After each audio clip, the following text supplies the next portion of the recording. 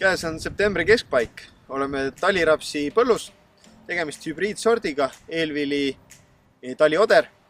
Siin on hea rääkida üle kasvureguleerimise sügisesed mõttekohad.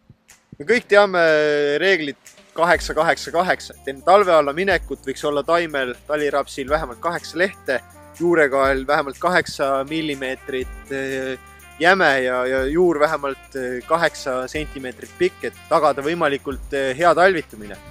Kindlasti kasvu reguleerimist mõjutab külviaeg, sordi valik ja kindlasti ka eelvili ja väetusfoon. Siin põllus on enamus taimi 7 lehes. Taimed on väga lopsakad ja väga tugevad.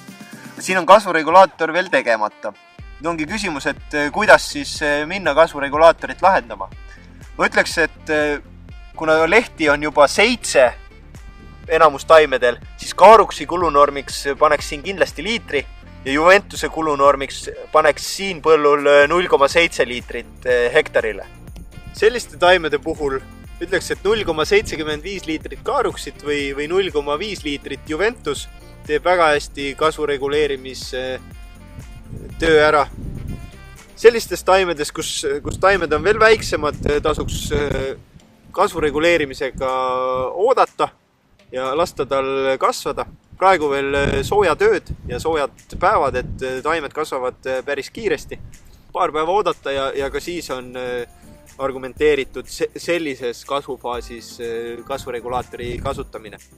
Talvekindluse saavutamiseks ei tasu alahinnata ka Kaaruksis ja Juventuses sees oleva metkonnasooli fungitsiidset mõju. Fungitsiid kindlasti parandab taimede talvekindlust, haiguskindlust ja seeläbi saaks parema stardi kevadeks. BASF. We create chemistry.